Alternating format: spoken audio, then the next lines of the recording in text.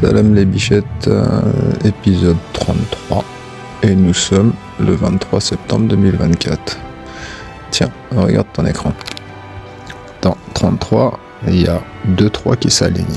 Et aujourd'hui, comme tu peux le voir, nous sommes le 23. 2, 3, qui donne encore 3, 3. Ça, comme tu vois, c'est une synchronicité parfaite. Le genre de surprise dont je te parlais, que je vois qu'après coup et qui me fait kiffer à un point que tu ne peux même pas imaginer. À propos de ça, cette nuit au montage, j'en ai cramé un autre qui lui est passé en mode Nia.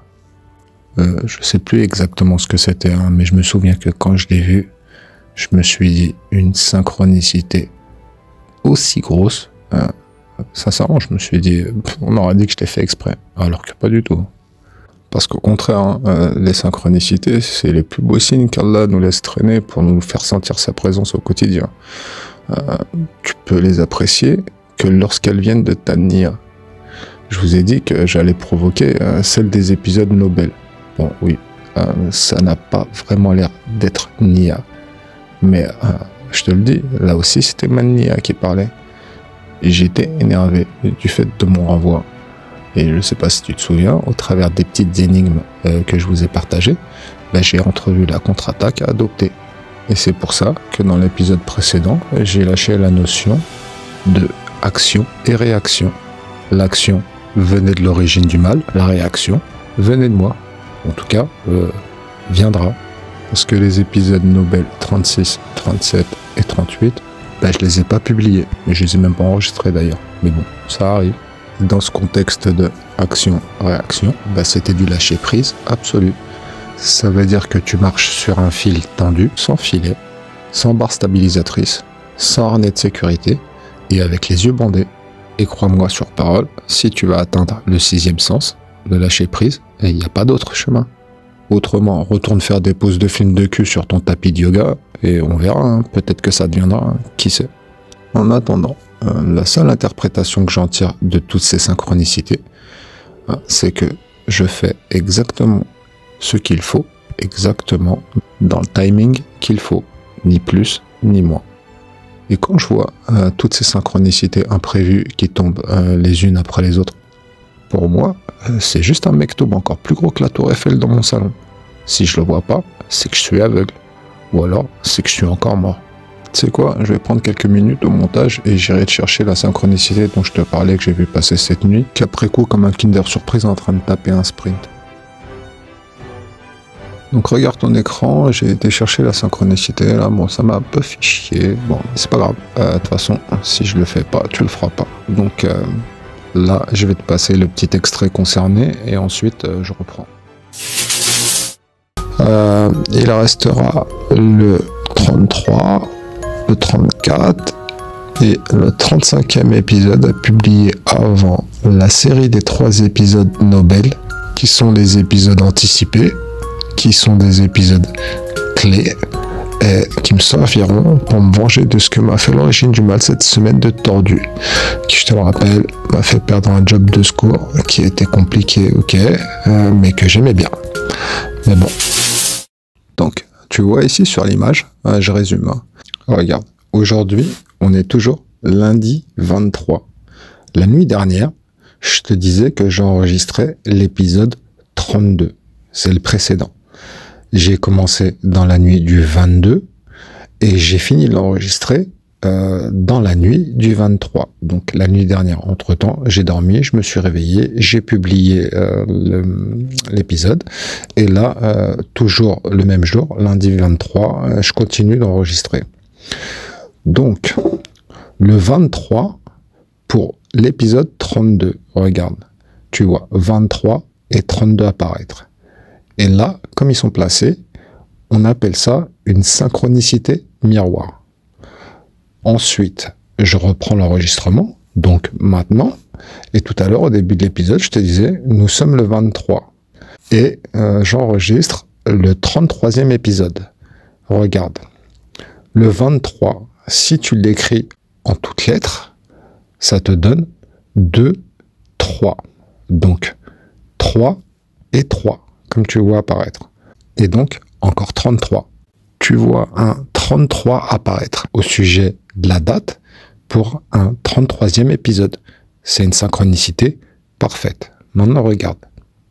Comme tu as pu l'entendre dans l'épisode précédent, à un moment donné, je checkais la date, juste pour savoir quelle date il était.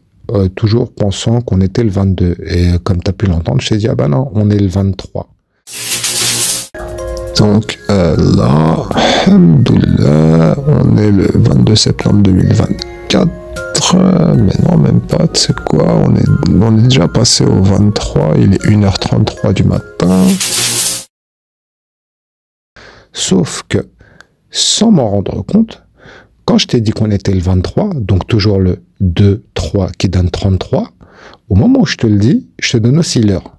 Et à ce moment-là, quelle heure il était? 1h33, donc encore 33. Ce petit passage d'épisode que je t'ai repassé, lui, son but était de te parler justement de l'épisode 33. Donc à ce moment-là, tu te rends compte que tu vois apparaître que des 33. Ensuite, je te parle des épisodes prix Nobel.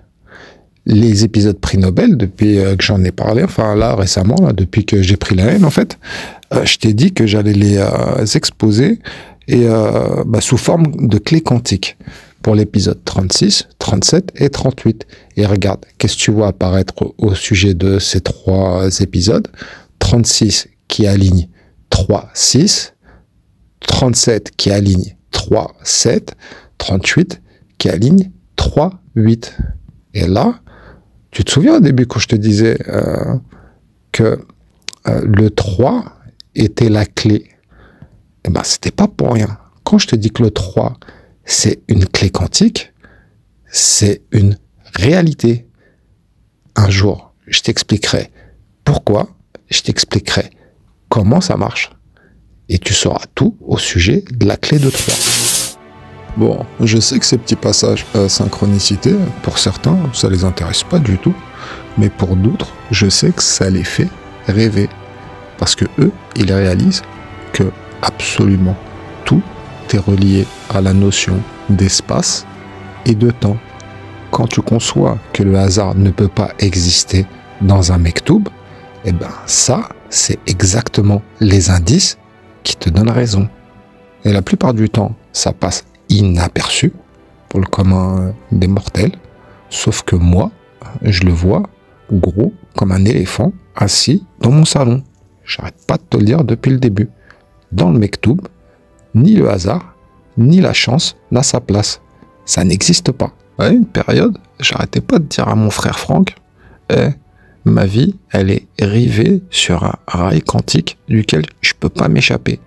Et ce qui fait flipper, c'est la précision des éléments dans cette histoire. Et bien là, tu as eu un tout petit exemple. Et quand je te dis un tout petit, c'est un micro-exemple. Maintenant que j'ai parlé de Franck, je m'adresse à toi directement. Franck, rappelle-toi la photo que je t'ai envoyée. Tu te rappelles de cette photo? Imagine maintenant, quand je vais leur montrer la tête qu'ils vont faire et ce qu'ils pourront en penser. Eh bien, sache que même cette photo que je t'ai envoyée, c'est que dalle. Ce qui vous attend par la suite, c'est... Je sais pas. J'ai pas les mots. Enfin, en tout cas, j'ai pas les mots pour vous. Moi, je sais, mais je sais pas ce que vous pourrez en penser. Ou pas. Parce que comme la première fois, tu me l'as dit, à ce que tu viens de me montrer, et j'ai pas d'explication. Eh bien ça, c'est la magie d'une histoire subliminale. Parce que ce que je vous fais, c'est ce que vous avez ni vu, ni entendu dans votre life. C'est vraiment l'histoire de votre life. Là, je suis en train de vous construire une histoire subliminale qui mixe aussi bien la fiction, enfin, ce que vous avez toujours considéré comme fiction, à la réalité. Et plutôt, ce que vous avez toujours considéré comme étant la réalité. Sauf que votre réalité, moi je dis pas qu'elle n'existe pas. Moi je vous dis, elle est incomplète. Bon, on en revient à l'histoire sans fin. et l'épisode précédent qui lui était le 32e et que au final, après coup, après le montage, j'ai appelé OSS.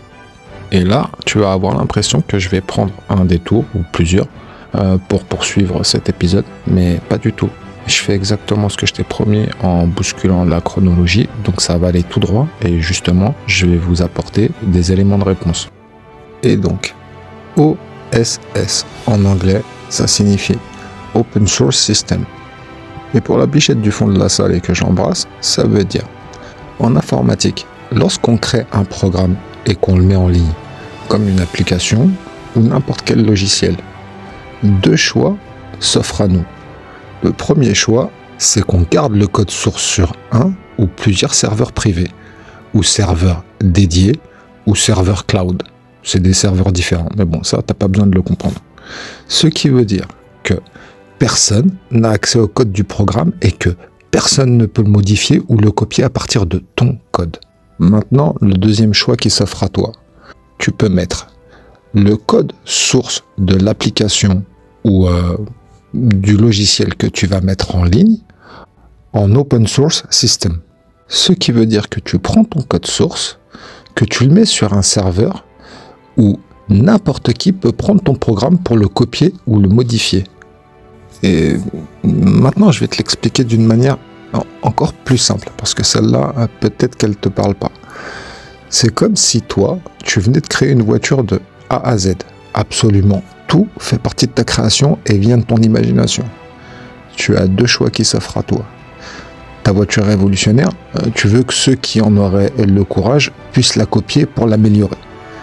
Et donc, tu laisses tous les accès ouverts à tout ce qui se trouve dedans la voiture, aussi bien à l'intérieur, là où tu t'assois, le tableau de bord et tout ça, que sous le capot. Et donc, tout le monde peut y rentrer et a tous les accès. En plus, dans la boîte à gants, tu as même laissé tous les plans de tout ce qui compose la voiture pour rendre la tâche la plus simple aux personnes qui décident de compléter ton travail. Maintenant, tu as encore un autre choix qui s'offre à toi. Celui de ne laisser aucun accès sous le capot. Tu le verrouilles, tu le protèges de manière à ce que personne ne puisse voir comment il est fabriqué, ton moteur, et quelles sont les pièces mécaniques qui s'y trouvent. Tu ne laisses aucun accès à l'intérieur de la voiture, et encore moins tu partages les plans de quoi que ce soit avec qui que ce soit. Ta voiture, ça devient juste un modèle prototype que les gens pourront uniquement regarder de l'extérieur. Et dans le meilleur des cas, si toi tu le décides, tu fournis une télécommande pour que les gens puissent jouer avec. Mais jamais rentrer dedans et jamais pouvoir regarder en dessous du capot.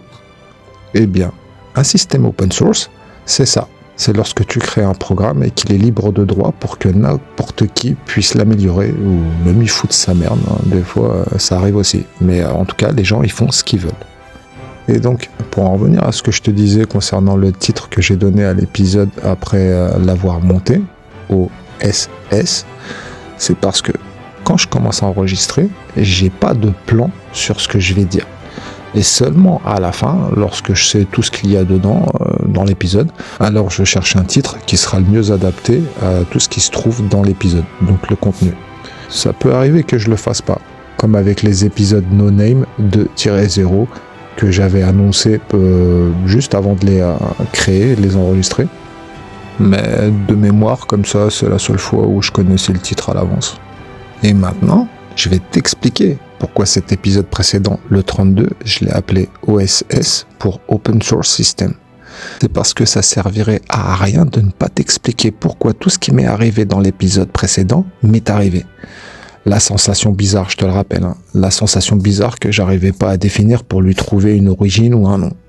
Le sommeil mathématique qui me faisait me réveiller plus fatigué que lorsque j'allais me coucher. Il y avait les acouphènes aussi. En tout cas, le premier, le plus aigu qu'on va appeler l'aiguille, le plus aigu, qui me tapait le cerveau et me le compressait sans que je puisse l'expliquer à l'époque. Il y avait quoi encore bon, bref, je sais plus, mais toujours en est que de ne pas te donner d'explication dès maintenant, à mon sens, servirait à rien. Juste à te faire du suspense pour faire du suspense en fait. Et moi, mon vœu, c'est de faire de cette histoire la plus simple à comprendre possible. Donc, je vais pas te laisser des pistes brouillées quand je pourrais l'éviter. Questions et réponses immédiates, lorsque je le peux, ça sera toujours la solution que j'utiliserai. Et là, donc, je vais t'expliquer ce qui était en train de m'arriver et que je pouvais pas m'expliquer à moi-même déjà à l'époque. Et bien maintenant, je te le dis. Tu vois ce premier jour où j'ai commencé à faire des rêves mathématiques? Eh bien, c'est le jour, ou plutôt la nuit, où l'au-delà a ouvert une porte dans mon esprit. Et on appelle ça un portail, ou même plus précisément, un portail oméga. Un portail ouvert, accessible à tout l'au-delà, pour y injecter toutes les pensées que l'au-delà déciderait de m'injecter dans le cerveau. Et ça a commencé de passer par cet acouphène-là, le plus aigu dont je te parlais, donc l'aiguille. On appelle ça aussi un cheval de Troie. Et ce cheval de Troie, à quoi il servait? Eh bien, d'établir la connexion entre mon cerveau et l'au-delà. C'est comme si tu laissais une porte constamment ouverte, donnant un accès à l'au-delà directement dans mon esprit sans que je m'en rende compte et sans que je puisse l'empêcher. Sauf que une porte ouverte reste ouverte. Donc elle reste ouverte pour donner un accès dans les deux sens aussi. Et donc si l'au-delà avait un accès direct dans mon esprit, sache que, eh bien moi aussi, sans le savoir à l'époque, j'avais aussi un accès à l'au-delà dans leur esprit. Et là, j'en dis pas plus, parce que déjà j'ai un peu beaucoup anticipé, mais déjà je t'ai donné la température. Et tu as exactement tous les éléments que tu dois avoir pour déjà comprendre ce qui se passait sans que tu te poses des questions, et surtout sans que tu commences à anticiper des réponses qui seraient tout sauf des bonnes réponses, et donc t'envoyer sur des sentiers spéculatifs sans bonne raison. Ce qui au final t'embrouillerait l'esprit pour rien du tout. Pas une seule fois tu m'entendras dire quelque chose dans le but de t'embrouiller l'esprit. Au contraire, tout doit être clair, logique, et surtout exactement comme ça s'est passé. Ça c'est le plus important. Ni plus, ni moins. Et donc là, ce que je viens de t'expliquer à propos de l'épisode 32, c'est qu'en quelque sorte, je suis devenu une personne open source, sans qu'on me demande mon avis, et encore moins ma permission. Exactement comme un piratage informatique. Sauf que là, c'était un piratage spirituel, ou on pourrait aussi dire un piratage métaphysique.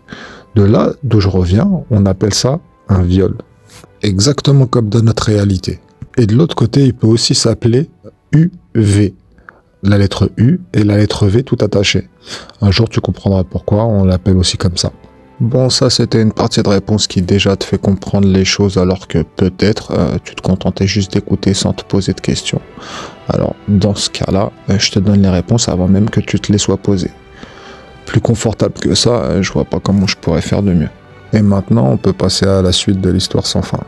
Et donc, si tu regardes bien, je t'ai fait faire un tour d'horizon de mon arrivée à Malte. Ça commence mal, mon ex-frangin se transforme en sous-merde de l'enfer sous mes yeux et m'expulse Manu Militari de chez lui en m'insultant comme je le mérite pas. Et lui, regarde, même maintenant, en fait, je le respecte encore, en donnant ni son nom de famille, tout ça pour ces deux fils que j'ai portés dans mon cœur plusieurs années. Et aussi, bien entendu, pour le fait que j'ai mangé, dormi, bu et ri chez lui. Et quand ça se passe comme ça, jamais tu critiques une personne chez qui ça s'est passé comme ça. Chez nous, héberger et nourrir quelqu'un, c'est sacré. Alors même si la personne t'a fait de la merde, eh ben tu fermes ta gueule, c'est tout. C'était à toi de ne pas te retrouver dans cette situation-là, à ce moment-là, à cet endroit-là. Et ensuite, il y a eu mon arrivée chez Papy et Georgia, la famille Adams.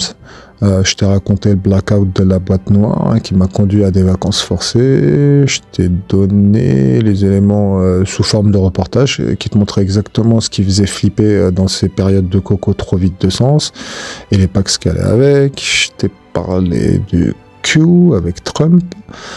Je t'ai mentionné le nom de certaines personnes qui avaient des chaînes YouTube complotistes, dont les décodeurs et Pascal Tréfingui, si je me souviens bien. Et je t'ai parlé des trucs qui ont commencé à m'arriver du jour au lendemain, les sommeils mathématiques, les acouphènes, l'anesthésie derrière la tête, et ce pressentiment chelou, là, donc j'arrivais à rattacher à rien de logique, puisque tout allait bien dans ma life, à part l'apocalypse que je pressentais venir en premier lieu à cause du coco trop vide de sens et de tout ce qui en a découlé. Et j'arrêtais pas d'entendre parler partout de la fin des temps et du jugement dernier. Et forcément, moi j'étais en alerte rouge dans ma tête en pensant aux miens et à ceux que j'aime. Et maintenant qu'il reste 3 épisodes enregistrés pour atteindre les 35, forcément je dois réfléchir à qu'est-ce que je vais y mettre, sachant que je dois bousculer la chronologie pour provoquer les synchronicités dont je t'avais parlé, des épisodes 36, 37 et 38. Ouais, j'ai puisé dans mes souvenirs et ce qui est chiant, c'est que justement à cette époque, à part les photos et les vidéos du travail, j'utilisais pas l'appareil photo du smartphone. J'ai jamais aimé les photos et forcément les selfies et autres, tous ces trucs-là, là, ça n'a jamais été mon truc. Autre que rarement, hein, un petit peu comme tout le monde, mais bon, vraiment rarement. Autrement, tous ces trucs de réseaux sociaux, tout ça, ça n'a jamais été pour moi. Et ça l'est toujours pas d'ailleurs. Sincèrement, j'arrivais pas à mettre mes souvenirs en place. J'en ai, mais j'ai pas de certitude au niveau des dates et des périodes. Après, disons que j'ai élargi mon champ de vision et je me suis dit que dans le fond, cette période, qu'elle soit parfaitement dans l'ordre ou pas, c'est pas vraiment important. Donc, disons que je sais comment je vais goupiller ça. Je vais conclure cet épisode pour le laisser un peu propre, déjà que je le trouve déjà un petit peu chargé. Mais bon, au final, on va dire que cet épisode, il aura servi d'épisode boussole. Donc il va faire son taf, je reprendrai à partir du prochain, donc le 34e épisode.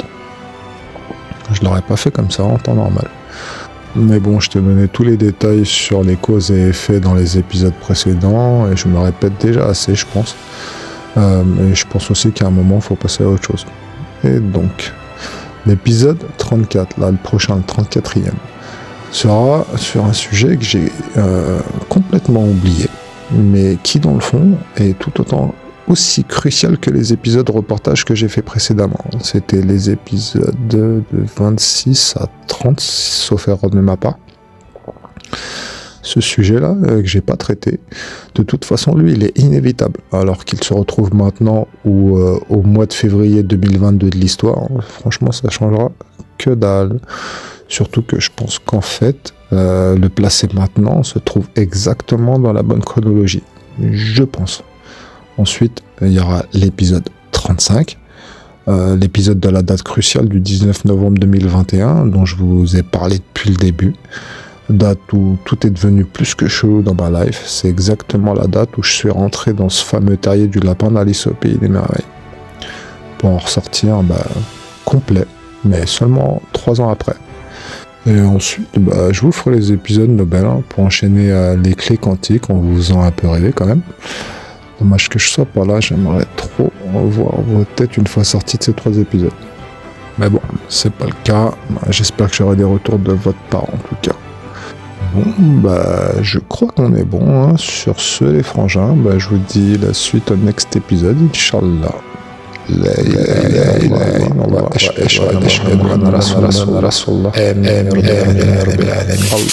Allahu Akbar.